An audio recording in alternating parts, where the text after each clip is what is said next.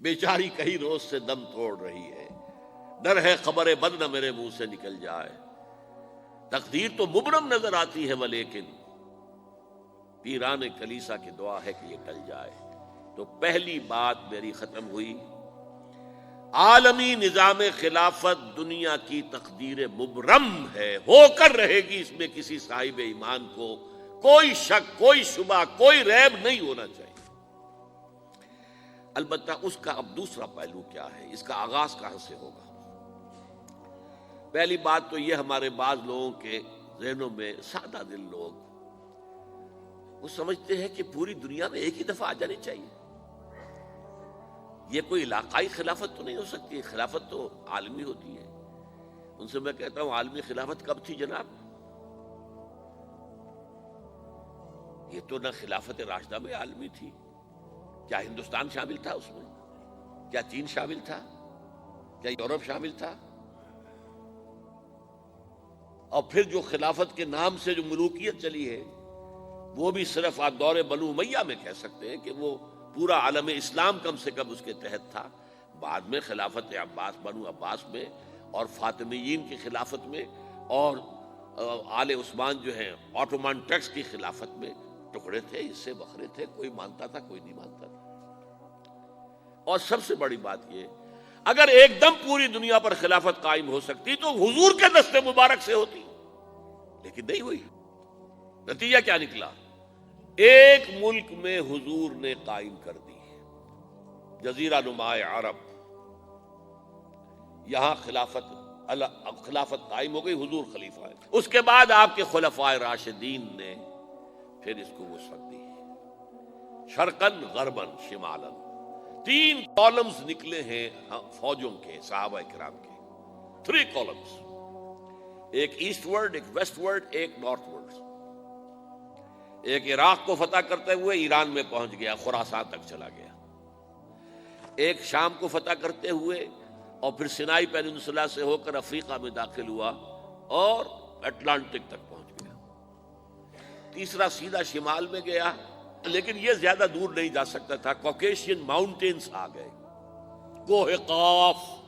اس زمانے میں تو یہ یوں سمجھیے کہ امپیسیبل تھا نا، کوہ قاف، لہذا وہاں آ کر رک گیا بابا۔ اب بھی یہ ہوگا، کسی ایک جگہ سے شروع ہوگا پھر پھیلے گا، اس کے سوا کوئی چارہ کار ہے ہی نہیں۔ اگر ہر جگہ پوری دنیا میں ایک ہی وقت میں ہو سکتا تو حضور کے دست مبارک سے ہوتا صلی اللہ علیہ وسلم۔ اب وہ نقطہ کون سا ہوگا، نقطہ آغاز کون سا ہوگا؟ اس میں پہلی بات تو میں نے کہا، جو شک کرے گا اس کا پھر ایمان مشکوک ہے، ہوگا، لازماً ہوگا، گلوبل ہوگا، پوری دنیا میں ہوگا۔ کہاں سے شروع ہوگا اس میں آپ اختلاف کر سکتے ہیں، لیکن مجھے تو 2 حدیثیں تو ملی ہیں جن سے یہ اندازہ ہوتا ہے کہ یہ اس مشرقی خطے سے ہوگا، عرب کے مشرق کی جانب کسی ملک سے ہوگا، کسی خطے سے ہوگا۔ وہ حدیثیں بھی اب آپ پڑھ لیجیے پہلے، پھر میں کہہ رہا ہوں یہ خزانہ ہے جو ہم نے آپ کی خدمت میں پیش کیا ہے، کاش کہ آپ اس کی قدر کر سکیں، یہ حدیثیں آپ کو ازبر ہو جائیں، یاد ہو جائیں، لوح قلب پر نقش ہو جائیں۔ ہندوستان اور خراسان یعنی موجودہ افغانستان کا ذکر،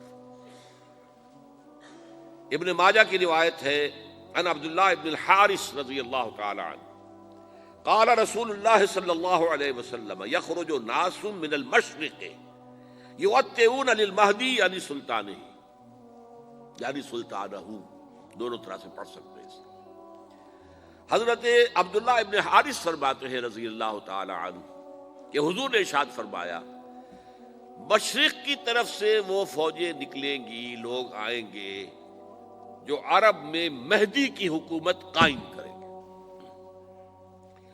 یہ مہدی کون ہوں گے اس کا ذکر میں ذرا بعد میں کروں گا، لیکن نوٹ کر لیجئے کہ مہدی سے پہلے لازماً کسی مشرقی علاقے کے اندر وہ نظام قائم ہو چکے گا، تب وہاں سے فوجیں آئیں گی نا۔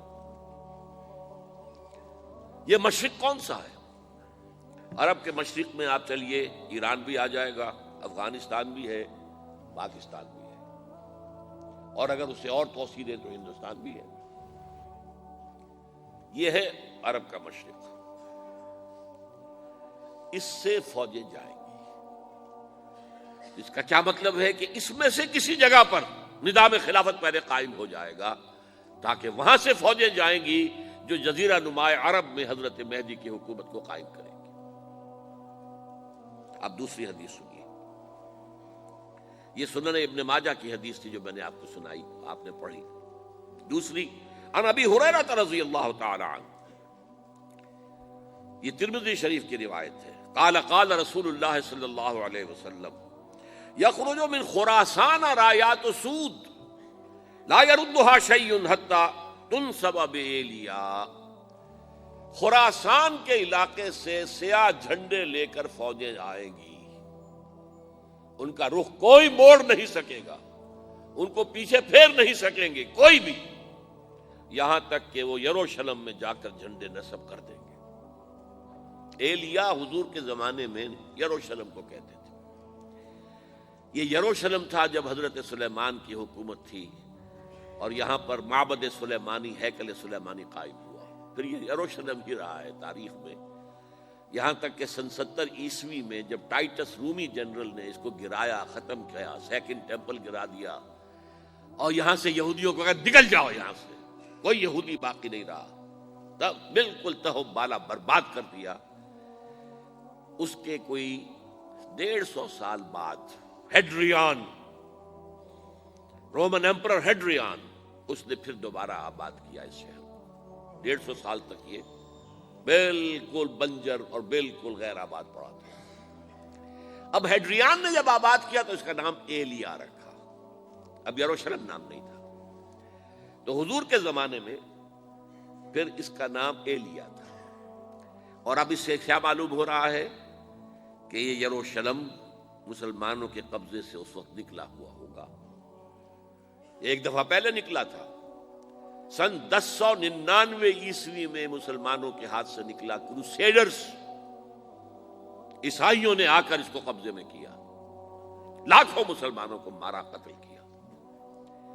اس کو 1187 عیسوی میں واپس لیا ہے، کس نے لیا ہے؟ صلاح الدین ایوبی، کرد، عرب کھوکھلے ہو چکے تھے، عربوں نے کھویا، واپس نہیں لے سکے، بہت حکومت کر چکے تھے، 400-500 برس کی حکومت کر کے، اور ان کے عیش اور ان کے آرام، اب ان میں جان نہیں تھی کہ وہ واپس لے سکے۔ واپس لینے والا گرم کرد خون تھا، صلاح الدین ایوبی۔ تو گویا کہ اب آپ سمجھئے کہ 88 برس تک عیسائیوں کا قبضہ رہا یروشلم پر۔ اب 1967 میں یہودیوں نے قبضہ کیا ہے، اور اب 38 برس تو ہو گئے، 88 نہیں تو 38 برس تو ہو گئے، لیکن وہ دور آئے گا کہ اب پھر لیں گے، لینے والے عرب بھی نہیں ہوں گے، خراسان کے علاقے سے فوجیں آئیں گی۔ یہ خراسان کیا تھا؟ ایلیا تو میں نے آپ کو بتا دیا، یروشلم کا نام ہے۔ خراسان اس زمانے میں ایک بہت بڑے ملک کو کہتے تھے، کچھ حصہ پاکستان کا بھی اس میں شامل ہے، کچھ حصہ ایران کا بھی ہے، ایران کے اس حصے کو اب بھی خراسان کہتے ہیں، وہ ایک صوبہ ہے، خراسان ایک صوبہ ہے ایران کا چھوٹا سا۔ پاکستان میں خاص طور پر یہ جو علاقہ مالاکنڈ ایجنسی کہلاتی ہے، اس سے اوپر جتنا علاقہ ہے، اور یہ جو واخان کی ایک پٹی آتی ہے اوپر، واخان افغانستان کی ایک پٹی سی دم سی چلی آتی ہے جو جا کر چائنا کی سرحد سے مل جاتی ہے، یہاں سے لے کے یہاں تک یہ جو مالاکنڈ کا وہ درہ ہے اور پہاڑ ہے، یہ بھی خراسان کا حصہ ہے۔ باقی تقریباً 2/3 آف افغانستان ساؤدرن حصہ نہیں ہے خراسان کا حصہ، یہ سیستان کہلاتا تھا، یہ خراسان نہیں ہے، لیکن یہ کہ اوپر کا 2/3 آف افغانستان، اور اس کے ساتھ یہ جو عرب، جو اب یہ ترک ممالک آزاد ہوئے ہیں سوویت یونین کی ڈسولوشن کے ساتھ، یہ سارا علاقہ کہلاتا ہے خراسان بزرگ، دی گریٹ خراسان۔